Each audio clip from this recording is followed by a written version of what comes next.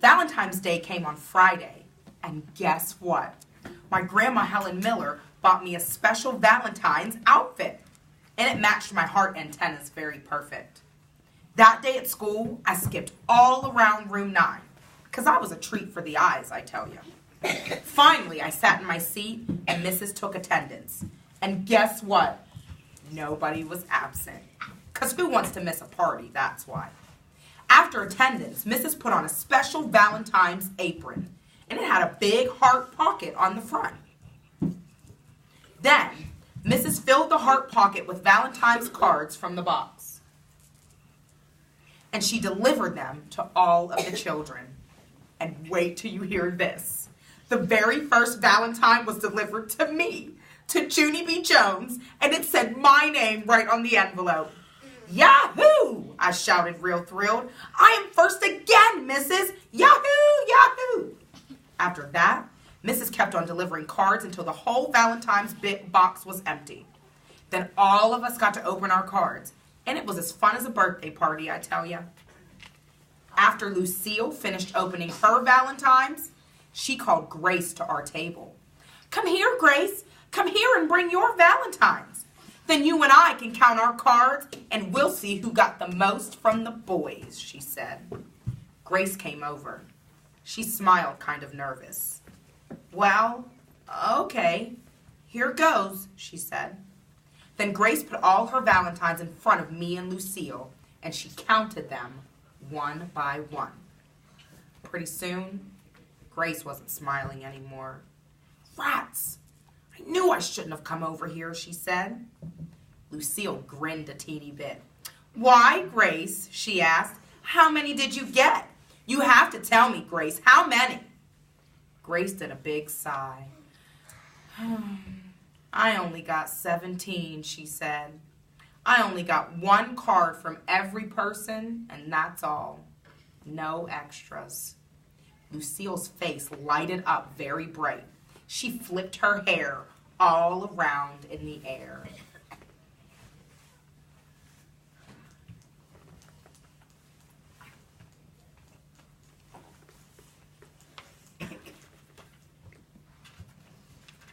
Gee, I'm sorry to hear that, Grace, she said. Well, I suppose I should count mine now. After that, Lucille counted her cards in front of me, and she counted them right out loud. 13, 14, 15, 16. All of a sudden, Lucille stopped counting, because there was only one more Valentine left in her pile, that's why. She stood up in her seat, and she looked all around herself. First, she looked under the table. Then she looked on top of her chair and all over the floor. Also, she looked in her pockets and her backpack and her purse. Finally, she sat back down, real upset. I don't understand, she said. How could this be happening? Every day my Nana tells me how special I am. But 17 Valentines isn't special at all. 17 Valentines is just the same as everybody else. I did a sigh. Nanas, I said, you can't believe a word they say. Grace looked cheerier. Count yours, Junie B. Count your Valentines and see if you got 17 like Lucille and me. Of course I got 17, silly Grace. I told her everybody in this whole room got 17. It was the rule, remember? After that, I put all my cards in a pile and I counted them out loud just like Lucille. I did a frown. Then I counted them again. And even again. Because guess what? Somebody broke the rule, that's what. I springed up on my chair. All right, people, who didn't send me a Valentine? And do not try to deny it, because I've only got 16 cards in my pile. I pointed my finger at Meanie Jim. Was it you, mister, huh? Are you the meanie head who didn't send me one? I looked all around. Or maybe it was you, Mr. Polly Allen Puffer. Or you, Charlotte, who I don't actually know your last name. Or you, Roger. Or... And just then, Mrs. swooped me off my chair.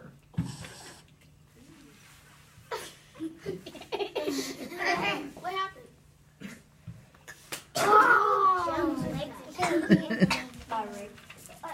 "Do not stand on your chair, Junie B," she said, "and please don't fight about the Valentines. If someone didn't send you a card, it was just a mistake. No one would do something like that on purpose. I'm sure of it." After that, I sat back down in my seat, and I looked at that woman very curious. Because Mrs. is a nice teacher, but sometimes she doesn't understand children at all. Chapter 6 is called Bingo. I put my head down on the table because I needed to figure out who didn't send me a Valentine, that's why. I thinked real hard. Then all of a sudden, I springed up. "Lucille, I thinked of a plan. I thinked of how to find that guy. All I have to do is see the names of who signed my Valentines, because whoever's missing is the person who didn't send me one." Lucille looked admiring at me. "That's very smart of you, Junie B," she said. "You should be on cops." "I know it," I said back. "My head is as sharp as a tack." After that, I got all my Valentines in a pile, and me and Lucille looked at the people who signed them. We kept track of their names very good. Only too bad for me, because 7 of my Valentines weren't even signed. "Darn it," I said. "Now what am I supposed to do?" Just then, I saw Mrs. hurrying to my table again. "Junie B, I have some good news for you," she said. "Guess what I found in the bottom of the Valentine's box?" I sat up real quick, because guessing games are my favorite games, of course. "A meatball," I said. Mrs. did a frown. "No, Junie B. Why would there be a meatball in the box?" Exactly. Think about it. What have people been putting in the Valentine box all week? "Valentine's cards," I said real smart. "Right," she said. "And how many Valentines did you get today?" 16, I told her. "Yes," she said. "You were missing one, weren't you? And so what do you think I found in the bottom of the box right now?" This time I thought my hardest. "A meatball," I said. Mrs. rolled her eyes up at the ceiling. Then I looked up there too, but I didn't see anything. Finally, Mrs. pulled a giant envelope from behind her back. "Know this, Junie B," she said. "This is what I found in the bottom of the box. I found this big envelope and it's addressed to you." My mouth came open, very shocked. Then all of a sudden, I clapped my hands real thrilled. "Hey, wait a second here. Maybe this could be my missing Valentine." Mrs. looked at me. "Bingo," she said kind of soft. "Yes," I shouted. "Bingo, bingo, bingo." After that, I jumped up and down and I danced all around, because nobody broke the rule after all. And that was very nice of them. After I finished dancing, I opened up the envelope, and it was the beautifulest card I ever saw. It had lace hearts all over the front, and a purple ribbon was weaved all around the edge. "Look, Mrs., look! It's a mushy, gushy kind," I said. "I always wanted one of those things." "Who sent it, huh? Read me their name, okay? Who sent it? Mrs. opened the card and looked at the name. Then she laughed out loud. Well, it looks like you've got yourself a fan," she said. She ruffled my hair. "This card is signed from your secret admirer." I raised up my eyebrows. "Huh? What? Who?" Mrs. smiled.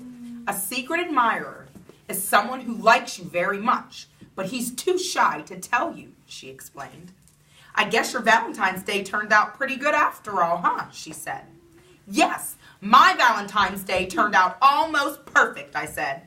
"Now all I have to do is figure out who my secret admirer is, and I will be in business." After that, I put my head on the table and I closed my eyes, because I needed to think of another plan, of course.